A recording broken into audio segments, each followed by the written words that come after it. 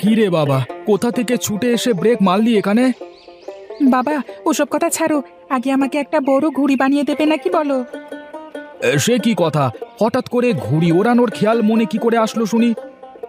বাবা, ওই যে ও পাড়ার লতিফ চাচা রেউড়িতে নাটক শুনতে গেছিলাম, রেডিওতে বলল যে পরশু নাকি সেই বিশাল বড় ঘূর্ণিঝড় হবে, আর আমি সেই ঘূর্ণিঝড়ে ঘুড়ি ওড়াবো।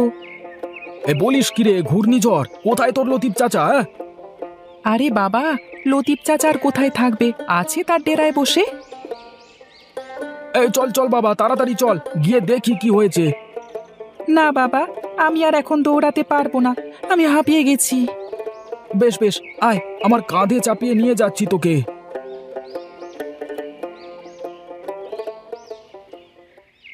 ঘূর্ণিঝড় আরও উত্তরের দিকে অগ্রসর হবে। রোববার মধ্যরাতে এটি সাগরদ্বীপ এবং খেপুপাড়ার মধ্যবর্তী অঞ্চল অতিক্রম করবে। সেই সময় বাতাসের সর্বোচ্চ গতিবেগ ঘন্টায় ১১০ থেকে ১২০ কিলোমিটার হতে পারে, তবে দমকা বা ঝোড়ো হাওয়ার আকারে তা ১৩৫ কিলোমিটার পর্যন্ত উঠতে পারে। এদিকে রোববার বিকেলে আবহাওয়া অধিদপ্তরের সর্বশেষ ১৩ নম্বর বিশেষ বুলেটিনে বলা হয়েছে, সবশেষ অবস্থান অনুযায়ী ঘূর্ণিঝড়টি সমুদ্র বন্দর থেকে ১৮০ কিলোমিটার দক্ষিণে অবস্থান করছে। নাওপাড়াবাসীদের ১০ নম্বর বিপদ সংকেত দেওয়া হয়েছে। এই খেয়েছে রে, এবার এই ঝড়টা তো আমাদের এলাকা দিয়ে যাবে। এই মানুষের মাঠ ভরা ফসল কি হবে এবার? এখানে বসে থেকে আর লাভ নেই, চলো চলো সবাই গিয়ে যে যার মতো এই ঝড়ের হাত থেকে বাঁচবার চেষ্টা করি। হ্যাঁ হ্যাঁ, চল চল চল।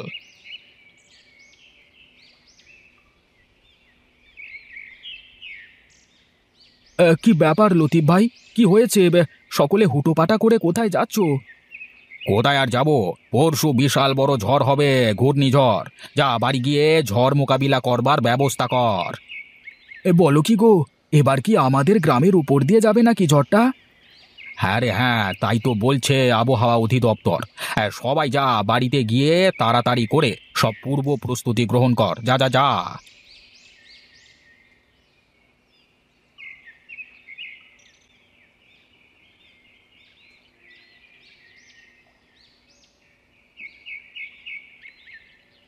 আচ্ছা বাবা, সবাই ঘূর্ণিঝড়ের কথা শুনে এরকম ভয় পেয়ে আছে কেন?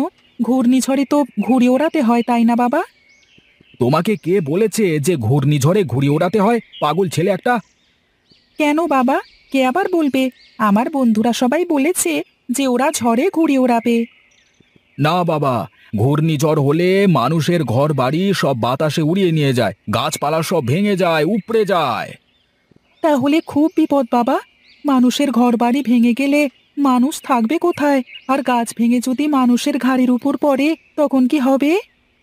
কি আর হবে বাবা, মহা বিপদ, মানুষের মহা বিপদ। তাড়াতাড়ি গিয়ে বাড়ি ঘর শক্ত করে বাঁধতে হবে, না হলে সব কিছু উড়িয়ে নিয়ে যাবে ঝড়ে। হ্যাঁ বাবা, চলো চলো, তাড়াতাড়ি চলো বাড়িতে। ওহ, সে কখন থেকে চেষ্টা করছে একটা আম পারতেই পারছি না, কেন যে পড়ছে না কে জানে।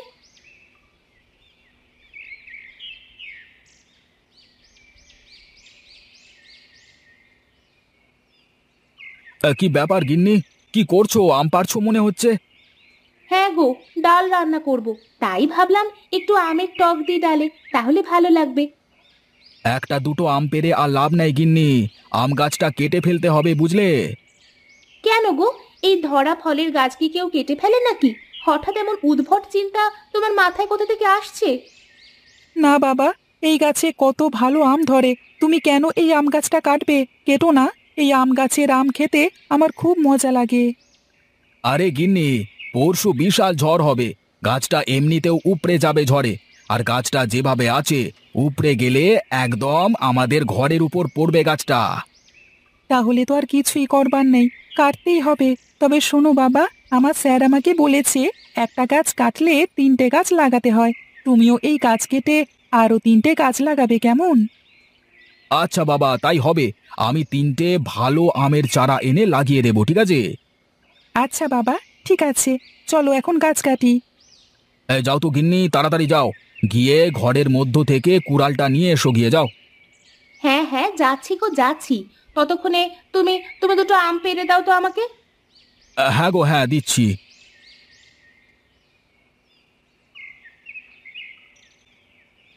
এই নাও গো, তোমার কুড়াল নাও।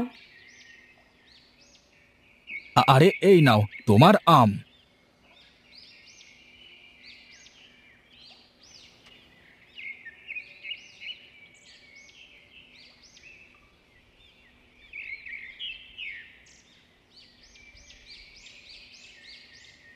কিরে, কি ব্যাপার? হাত চালিয়ে কাজ কর, বেলা যে গড়িয়ে গেল।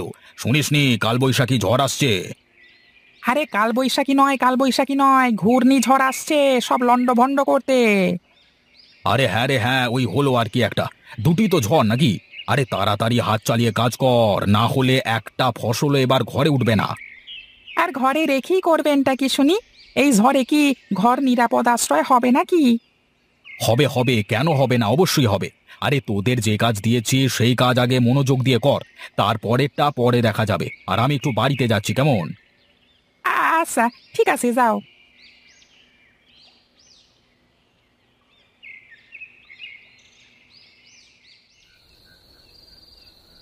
কি ব্যাপার? তোমার কি হয়েছে? এত চিন্তিত কেন দেখাচ্ছে তোমাকে? আমি ঝড়ের কথা ভেবে চিন্তা করছি গো। ঝড়ে যদি আমাদের বাড়িঘর উড়িয়ে নিয়ে যায় তাহলে কি হবে ভেবে দেখেছো তুমি? কি করব বলো?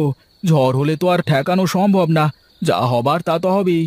কিন্তু এত বড় ঝড়ে কি আমাদের এই ঘরে থাকাটা ঠিক হবে নাকি গিন্নি, বলো তো? হ্যাঁ গো, তাই তো ভাবছি আমি। এত বড় ঝড়ে কি করে থাকবো আমরা এই ঘরে? আরে তুমি কোনো চিন্তা করো না গিন্নি, আমি একটা ব্যবস্থা করছি। কি ব্যবস্থা করবে তুমি? এই একদিনে তো আর নতুন ঘর তুলতে পারবে না। তা না পারি, কিন্তু একটা মাথা গোঁজবার মতো নিরাপদ জায়গা তো পাবো। কোথায় পাবে সেই নিরাপদ জায়গা? তুমি আর কোনো চিন্তা করো না, অনেক রাত হয়ে গেছে, যাও এখন।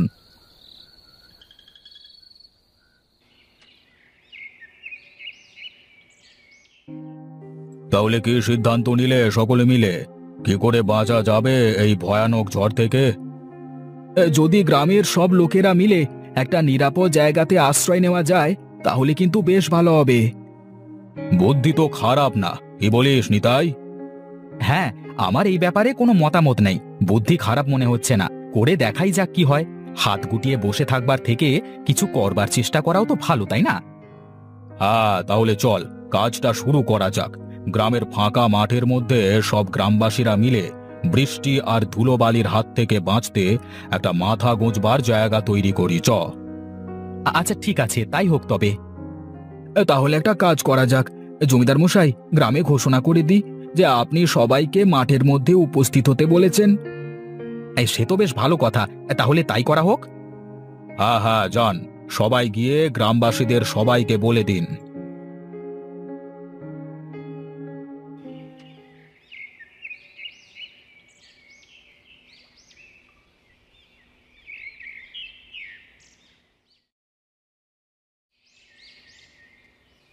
কি গিন্নি, তোমাকে আমি বলেছিলাম না, আমি ঠিক একটা মাথা গোঁজবার মতো নিরাপদ জায়গা বের করব, যাতে ঝড়ে আমাদের কোনো ক্ষতি না হয়। হ্যাঁ গো হ্যাঁ, আমরা সবাই মিলে বিশাল বড় একটা আশ্রয়ে পালিয়ে এসেছি। এখানে আমরা সব গ্রামের মানুষেরা একত্রে থাকতে পারবো। এখানে আমাদের কোনো ধরনের সমস্যা হবে না। হ্যাঁ গো, আর এই জায়গাটা অনেকখানি উঁচু, এখানে বৃষ্টির পানি জমবে না।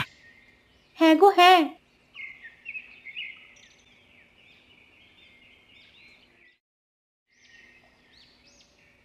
এই সব কিছু হয়েছে শুধুমাত্র গোপালের জন্য। এই সব গোপালেরই পরিকল্পনা ছিল। হ্যাঁ, সত্যি গোপাল, তোমার মাথায় বুদ্ধি আছে বটে। এখন সারা গ্রামের মানুষেরা বিপদমুক্ত। আমি তো শুধু বুদ্ধি দিয়েছি, কিন্তু গ্রামবাসীরা সকলে মিলে এই এত বড় কাজটা সম্পন্ন করেছে। এখন চলুন, সবাইকে নিয়ে বাড়ি চলুন। বিকেলের মধ্যে সবাই এই জায়গাতে উপস্থিত হতে হবে। কাল সকাল থেকে ঝড়টা শুরু হবে।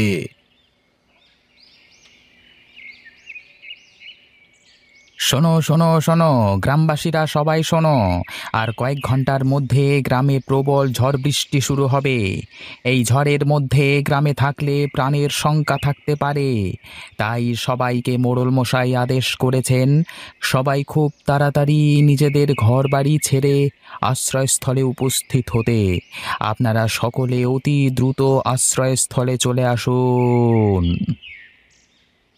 ওই দেখো গিন্নি, তাড়াতাড়ি আসো গো, তাড়াতাড়ি আসো। দেখো মাইকিং শুরু করে দিয়েছে, তাড়াতাড়ি জয়কে আমার কাছে পাঠিয়ে দাও। তা তুমি বারান্দায় বসে কি করছো শুনি? এদিকে এগিয়ে এসে আমাকে একটু সাহায্য করলেও তো পারো নাকি? আমি আবার কি সাহায্য করব? আমি তো বললাম শুধু টাকা পয়সা আর সোনাদানা নিয়ে চলো, তাহলেই হবে।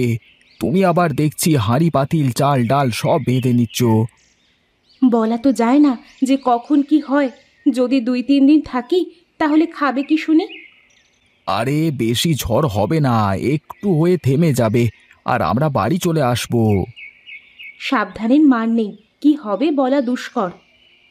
আচ্ছা ঠিক আছে, চলো চলো তাড়াতাড়ি চলো। হ্যাঁ হ্যাঁ চলো। গিন্নি গিন্নি, পা চালিয়ে হাঁটো গিন্নি। আচ্ছা বাবা, আমরা সবাই কোথায় যাচ্ছি? ঝড়ের মধ্যে আমরা ঘরে থাকলে আমাদের ঘরবাড়ি ঝড়ে ভেঙে যাবে আর আমরা মারা যাব। তাই আমরা ঝড় থেকে বাঁচতে ফাঁকা মাঠে যাচ্ছি বাবা। ঘূর্ণিঝড় আরও উত্তরের দিকে অগ্রসর হচ্ছে। আর কিছুক্ষণের মধ্যে এটি খেপুপাড়ার মধ্যবর্তী অঞ্চল অতিক্রম করবে। সেই সময় বাতাসের সর্বোচ্চ গতিবেগ ঘন্টায় 110 থেকে 120 কিলোমিটার হতে পারে। তবে দমকা বা ঝোড়ো হাওয়ার আকারে তা 135 কিলোমিটার পর্যন্ত উঠতে পারে। তাই সবাইকে বিশেষ সতর্ক করা যাচ্ছে যে সবাই আশ্রয়স্থলে চলে যান। আগামী 2 দিন কেউ বাড়িতে থাকবেন না। সবাইকে আশ্রয়স্থলে থাকবার জন্য অনুরোধ করা যাচ্ছে। সে কি, আমাদের তো 2 দিন এখানে থাকতে হবে, আমরা খাবো কি তাহলে? ও নিয়ে আপনারা চিন্তা করবেন না, আমি সব নিয়ে এসেছি। আমি সবাইকে রান্না করে খাওয়াবো।